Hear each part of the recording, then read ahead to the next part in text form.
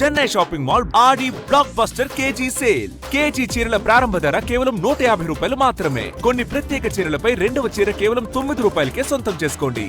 బంగారు గుడ్డు పెట్టే బాతు చేతిలో ఉన్న అవసరానికి వాడుకోలేని తీరుగా ఉంది వనపర్తి జిల్లా పెబ్బేరు మున్సిపాలిటీ పరిస్థితి. ప్రతి శనివారం పెబ్బేరులో జరిగే సంతలో ఆవులు, గేదెలు, మేకలు, గొర్రెలు సహా కూరగాయలు, ఇతర వస్తువులు కలిపి దాదాపు 5 నుంచి 7 కోట్ల వరకు కొనుగోళ్లు జరుగుతూ ఉంటాయి. మున్సిపాలిటీకి పన్నుల రూపంలో ఏటా 3.5 కోట్ల ఆదాయం వస్తుంది. అయితే సంత స్థలం వివాదంతో బల్దియాకు ఈ ఆదాయం అందటం లేదు. అతిపెద్ద పశువుల వాణిజ్య సంతగా పేరుగాంచిన వనపర్తి జిల్లా పెబ్బేరు సంతకు స్థల వివాదం వెంటాడుతోంది. ఈ సంతకు తెలుగు రాష్ట్రాలతో పాటు కర్ణాటక, తమిళనాడు, కేరళ నుంచి కొనుగోలుదారులు, వ్యాపారులు వస్తుంటారు. పశువుల సంత, మేకల సంత, తైబజారు పేరుతో 3 విభాగాలుగా ఇక్కడ సంత జరుగుతుంది. స్థానిక పశువులు, ఒంగోలు గిత్తలు, ముర్రాజాతి గేదెలు, జెర్సీ ఆవుల క్రయ విక్రయాలు జరుగుతుంటాయి. ప్రతి శనివారం సంత జరగనుండగా సుమారు 5 నుంచి 7 కోట్ల వరకు టర్నోవర్ జరుగుతుంది.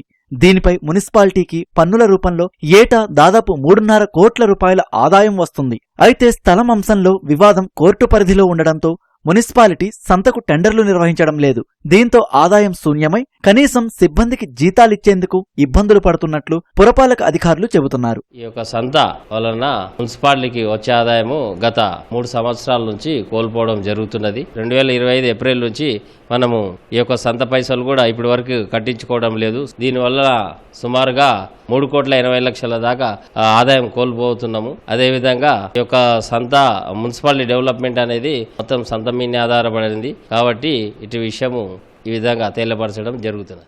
సంత నిర్వహణకు మున్సిపాలిటీ టెండర్లు పిలవకపోయినా వేణుగోపాలస్వామి గుడి భూపరిరక్షణ సమితి పేరుతో స్థానికులే సంత నిర్వహిస్తున్నారు. అక్రమార్కుల నుంచి సంత స్థలాన్ని పరిరక్షిస్తూ వేణుగోపాలస్వామి పేరు మీద బ్యాంకు ఖాతా తెరిచి ప్రతి సంతకు 6,40,000 రూపాయలు అందులో జమ చేస్తున్నట్లు వెల్లడిస్తున్నారు.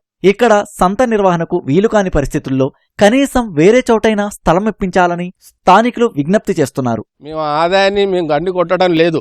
ఆదాయాన్ని పక్కాగా మేము అకౌంట్లో వేస్తున్నాం. అకౌంట్లో దేవుని పేరు మీద వేస్తున్నాం కనుక ఆ డబ్బులు అక్కడే ఉన్నాయి. ఒకవేళ ప్రభుత్వం కోరితే కూడా మేము ఆ డబ్బులు ఇవ్వాలని కూడా ప్రయత్నం చేయడానికి సిద్ధంగా ఉన్నాం. అంతవరకు మేము ఇక్కడ భూమిలో వేరే వాళ్ళు పాగా వేయకుండా ఆ భూమిని పరిరక్షించుకోవడం కొరకనే మేము ఇక్కడ సంతలో ఉంటూ 300 మంది సంతలో ఉంటూ ఈ భూమిని కాపాడుకోవడానికి ప్రయత్నం చేస్తున్నామని తెలియజేస్తున్నాం.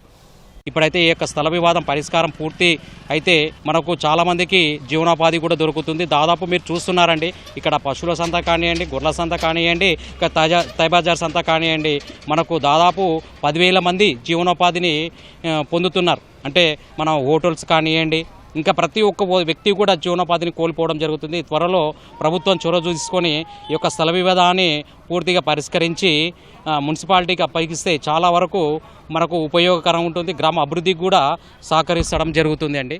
ఎన్నికల్లో ఇచ్చిన హామీ మేరకు స్థానిక ఎమ్మెల్యే మేఘారెడ్డి సంత స్థలాన్ని కాపాడాలని కాంట్రాక్టర్లు కోరుతున్నారు. గత పాలకుల నిర్లక్ష్యం వల్లే మార్కెట్ స్థలం పూజారులకు వెళ్లిపోయిందని మున్సిపల్ అధికారులు చెబుతున్నారు. ప్రభుత్వం చొరవ తీసుకుని సంత స్థలాన్ని మున్సిపాలిటీకి చెందేలా చూడాలని కోరుతున్నారు. గత ప్రభుత్వంలో మాజీ మంత్రివర్యులు నిరంజన్ రెడ్డి గారు దాని మీద ప్రత్యేక దృష్టి పెట్టి దాన్ని పూజారులకు చెందేటట్లు చేయడం జరిగింది. పెబ్బేరు ప్రజలు దాన్ని ఎట్టి పరిస్థితుల్లో ఇతరులు కోనియకుండా పెబ్బేరు అభివృద్ధికి ఉండేటట్లు మా ఎమ్మెల్యే గారు కూడా ఆ 30 ఎకరాల 19 గుంటలు పెబ్బేరుకు మున్సిపాలిటీకి చెందితే ఈ పెబ్బేరు రేపు రాబోయే కాలంలో అభివృద్ధి చెందుతుంది. తర్వాత ఆ సంతకాలు లేకపోతే కనీసం రేపు లైట్లు మన వీధి లైట్లు వేయలేని పరిస్థితి కూడా ఏర్పడుతుందని చెప్పి తెలుసు. కాబట్టి మేఘారెడ్డి గారు ఈ పెబ్బేరు అభివృద్ధికి తోడ్పాటు అందిస్తారని చెప్పి చాలా కృషి చేస్తున్నాడు. తను విష ప్రయత్నం చేస్తున్నాడు. ఖచ్చితంగా అది పెబ్బేరుకు చెందుతుంది. సంతపై ఆధారపడి వేలాది కుటుంబాలు జీవనోపాధి పొందుతున్నట్లు స్థానికులు చెబుతున్నారు. స్థల వివాదంపై ప్రభుత్వం జోక్యం చేసుకుని సమస్యను పరిష్కరించాలని కోరుతున్నారు.